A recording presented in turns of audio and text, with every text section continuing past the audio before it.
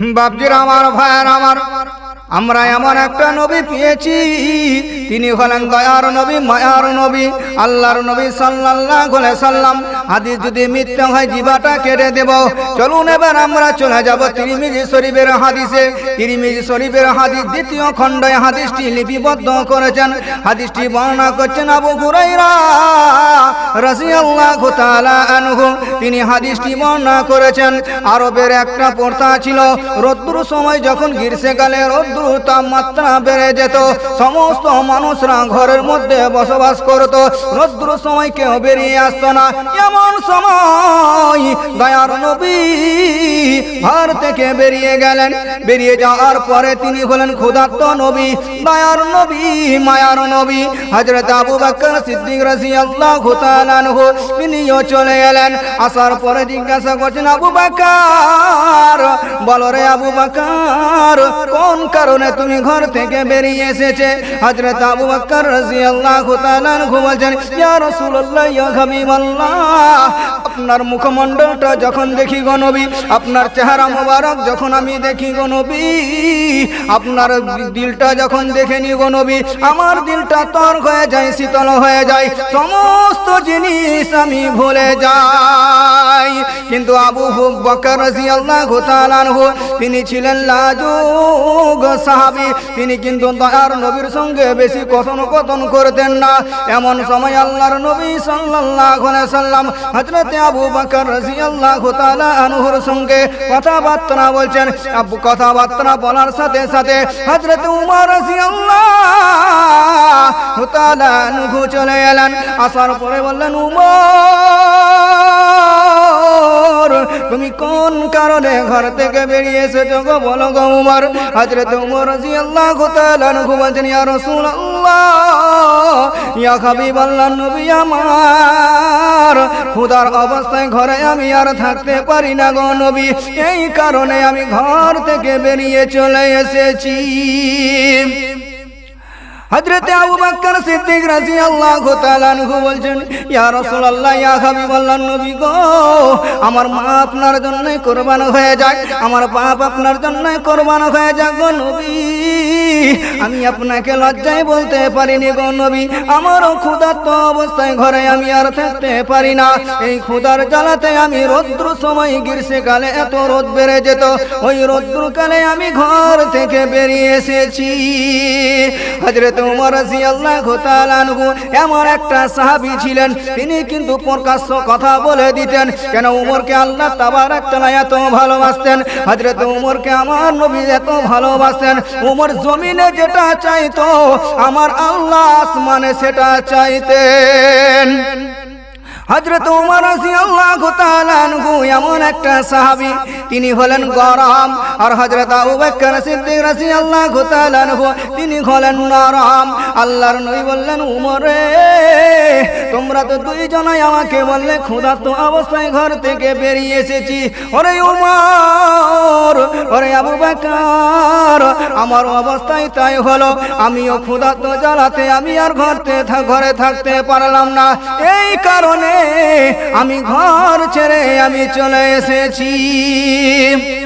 আমার সোনার চান ভাইরা, ওরে আল্লাহর গোলাম, ওরে নবীর উম্মতের দল, হযরত আবু বকর কে নিলেন সঙ্গে, হযরত উমর রাদিয়াল্লাহু তাআলা আনহুকে সঙ্গে নিয়ে নিলেন। নিয়ে নেওয়ার পরে চলে গেলেন আবুল হেশাম আনসারী রাদিয়াল্লাহু তাআলা আনহুর বাড়িতে।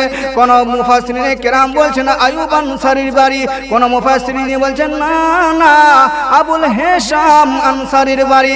সেই বাড়িতে যখন প্রবেশ করলেন, তিনার বিবিকে জিজ্ঞাসা করা হলো, তোমার আহলিয়া কোথায় গেছে, অতএব তোমার স্বামী কোথায় গেছে বলো। বললেন, হুজুর সুমিষ্টি পানি আনতে গিয়েছে গো নবী, একটু পরে চলে আসবে। আল্লাহর নবী দাঁড়িয়ে আছেন, হযরত উমর রাদিয়াল্লাহু তাআলা আনহু দাঁড়িয়ে আছেন, হযরত আবু বকর সিদ্দিক রাদিয়াল্লাহু তাআলা আনহু দাঁড়িয়ে আছেন। এমন সময় আবুল হেশাম সুমিষ্টি পানি নিয়ে চলে এলেন। আনার পরে আল্লাহর নবীর সঙ্গে যখন দৃষ্টিটা ফেলে দিয়েছেন, দৃষ্টি ফেলার পরে বলছেন, ইয়া রাসূলুল্লাহ, নবী আমার গলাটা জড়িয়ে ধরলেন আর বললেন, নবী গো, আপনাকে আমি এত মহব্বত করি, এত ভালোবাসি গো নবী। গলাটা জড়িয়ে ধরলেন আর বললেন, ইয়া রাসূলুল্লাহ, ইয়া হাবিবাল্লাহ, আপনি আমার বাড়িতে এসেছেন, আমি এত খুশি হয়েছি, এত আপনাকে মহব্বত করি। আমার মা আপনার জন্য কোরবান হয়ে যাক গো নবী, আমার বাপ আপনার জন্য কোরবান হয়ে যাক।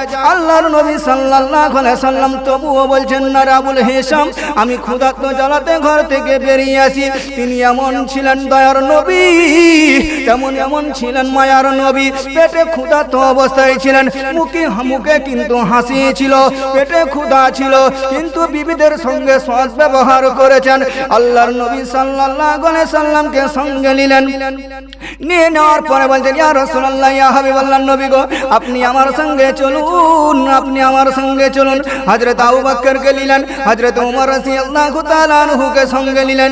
নিয়ে নেওয়ার পরে আবুল হিশাম নিজের বাগানে নিয়ে গেলেন, একটা পাটি বিছিয়ে দিলেন। পাটি বিছিয়ে দেওয়ার পরে তারপর বলেন, ইয়া রাসূলুল্লাহ, ইয়া হাবিবাল্লাহ, আপনি পাটির উপরে বসে যান। আল্লাহর নবী পাটির উপরে বসে গেলেন। একটা দা নিলেন, অতএব তরোয়াল নিলেন, বা আপনি অন্যান্য অস্ত্র বলতে পারেন, যেটাতে কাঁদি কেটে নেওয়া হবে। হযরত আবুল হিশাম রাদিয়াল্লাহু তাআলা আনহু আল্লাহর নবীকে বসিয়ে দিলেন। বসিয়ে দেওয়ার পরে দ্রুত গতিতে গেলেন, আর একটা খেজুরে কান কেটে নিয়ে চলে এলেন। আনার পরে বলছেন, ইয়া রাসূলুল্লাহ, নবী আমার, এই খেজুরটা আপনি গ্রহণ করুন এবং আহার করুন। আল্লাহর নবী বললেন, ঠিক আছে। আহার করছেন, করতে করতে বললেন, আবুল হিশাম, পাকা খেজুর আনলে তো হতো, পাকা খেজুরের মধ্যে ডাসা খেজুর, কাঁচা খেজুর আনার কোনো দরকার ছিল না।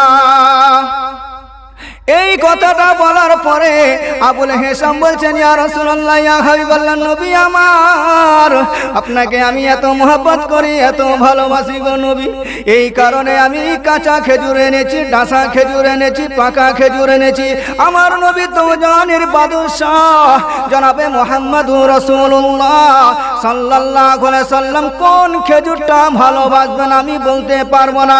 এই কারণে 3 ধরনের খেজুর আপনার কাছে উপস্থিত করে দিয়েছি। আল্লাহর নবী সাল্লাল্লাহু আলাইহি সাল্লাম খেজুরটা আহার করলেন, করার পরে বললেন, আবু বকর, ওরে ওমর, আমি নবী আজকে পেট পুরে মনে হয় আহার করে নিয়েছি। কাল কিয়ামতের ময়দানে আমার আল্লাহ রাব্বুল আলামিন যদি জিজ্ঞাসা করে, সুম্মা লা তুসআলুন্না ইয়াউমাইযিন আনিন নাঈম, যদি নিয়ামত সম্পর্কে যদি বান্দাকে জিজ্ঞাসা করে, বান্দা কোন নিয়ামতের হিসাব দেবে? মুসলমান ভাইরা আমার, আজ থেকে শুধু নয়, যতদিন থেকে আমরা দুনিয়াতে ভূমিষ্ঠ হয়েছি, দিনে 1000 নয়, 2000 নয়, বৈজ্ঞানিকরা বলছে একটা মানুষ দিনে একবার শ্বাস নেয় এবং ছাড়ে, 8000 এরকম শ্বাস নেয় আর ছাড়ে। তাহলে আপনি এবার বলুন, শুধু শ্বাসের যদি আল্লাহ তাবারক তাআলা বলেন যে তুই যে আমার দুনিয়ার বুকে কোনো নিয়ামতের খবর নেব না, তোকে যে 24 ঘন্টা শ্বাস নিয়েছিস এবং ছেড়েছিস, এই হিসাবটাতে তার কারণে তোকে জান্নাতে দেব। কিয়ামত লেগে যাবে, কিয়ামত লেগে যাবে, একটা শ্বাসের হিসাব কেউ দিতে পারবে না। তিনি হলেন দয়ার নবী, মায়ার নবী, আল্লাহর নবী সাল্লাল্লাহু আলাইহি সাল্লাম। আবার তিরমিজি শরীফে চলুন, আজকে আপনাদেরকে আমি জানাবে মুহাম্মদুর রাসূলুল্লাহ সাল্লাল্লাহু আলাইহি সাল্লামের শুধু জীবনী শুনিয়ে যাব। তিরমিজি শরীফের হাদিস 2য় খণ্ডে আবার পেয়ে যাবেন। খন্দকের মাটি খনন করা হচ্ছে, এমন সময় আবু তালহা রাদিয়াল্লাহু তাআলা আনহু চলে এলেন। আসার পরে বলছেন, ইয়া রাসূলুল্লাহ, ইয়া হাবিবাল্লাহ, আমরা মাটি খনন করলাম, 1 দিন নয়, 2 দিন নয় গো নবী, পিতির সার জ্বালাতে আমরা থাকতে পারি না, ক্ষুধার জ্বালাতে আমরা থাকতে পারি না। সাহাবা কেরামরা চলে এলেন আল্লাহর নবীর কাছে। আসার পরে বলছেন, ইয়া রাসূলুল্লাহ, ইয়া হাবিবাল্লাহ, নবী আমার, আমরা তৃষার জ্বালায় থাকতে পারছি না এবং আহারের জ্বালায় আমরা থাকতে পারছি না। আল্লাহর নবী বললেন, বলো রে আবু তালহা, ব্যাপারটা তোমাদের কি হয়েছে? সাহাবায়ে কেরামরা বলছেন ইয়া রাসূলুল্লাহ ইয়া হাবিবাল্লাহ যদি খাবারের কোনো বন্দোবস্ত হয়ে যায় কতই না ভালো হবে, দিলের মধ্যে একটা তৃপ্তি ভাব আসবে, আমাদের দিলটা তর হয়ে যাবে। ক্ষুধার্ত অবস্থায় আছি, ক্ষুধাটাকে নিবারণ করতে হবে। আল্লাহর নবী বললেন ঠিক আছে, খাবারে তো বন্দোবস্ত হয়ে যাবে, বলো তোমাদের অসুবিধা আর কি হয়েছে?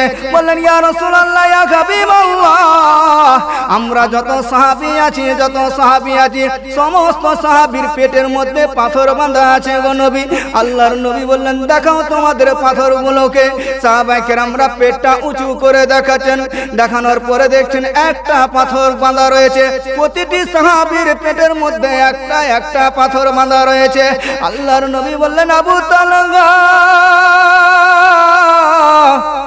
আমিও নিজের ব্যাপারটা লুকিয়ে রেখেছিলাম রে আবু তালহা, আমি এই কারণে কাউকে প্রকাশ করব না, তবে তোমরা একটা পাথর পেটের মধ্যে বেঁধে রেখেছো রে তালহা। আমি পেটটা উঁচু করে একবার তোমাদিকে দেখাই। আল্লাহর নবী তো জানের বাদশাহ জনাবে মুহাম্মদুর রাসূলুল্লাহ সাল্লাল্লাহু আলাইহি সাল্লাম যখন পেটটা উঁচু করে দেখালেন, দুইটি পাথর আমার নবীর পেটে বাঁধা রয়েছে। সাহাবায়ে কেরামরা বলছেন ইয়া রাসূলুল্লাহ ইয়া হাবিবাল্লাহ আমরা মনে মনে ভেবেছিলাম আপনার কোনো অসুবিধা হয়নি গো নবী। ও গো নবীজি আমাদের থেকে আপনার ক্ষুধা তো বেশি মনে হয়, আপনি বেশি কষ্ট পেয়েছেন, তবু আপনি আমাদেরকে একবার জানাননি গো নবী। আমরা এমন আল্লাহর বান্দা, আমরা এমন আপনার উম্মত, আমরা ক্ষুধাকে নিবারণ করার জন্য ক্ষুধাকে আমরা সহ্য করতে পারলাম না, এই কারণে পাথর আপনাকে দেখিয়ে দিলাম। আপনি হলেন দয়ার নবী, মায়ার নবী, আপনার দুইটি পাথর বাঁধা আছে, তবুও সাহাবায়ে কেরাম দিকে জানাচ্ছেন না। মা আয়েশা রাদিয়াল্লাহু তাআলা আনহা তিনি বলছেন আমাদের বাড়িতে একদিন নয় দুই দিন নয়, এরকম ভাবে এক চান দুই চান পেরিয়ে যেত, তিন চান পর্যন্ত চুলার মধ্যে কোনো আগুনের আকার থাকতো না। এমন নবী আমরা দুনিয়ার বুকে পেয়েছি, এমন মায়ার নবী, দয়ার নবী, একদিন নয় দুই দিন নয় 3টি মাস অতিবাহিত হয়ে যেত, ঘরে খানার কোনো বন্দোবস্ত ছিল না।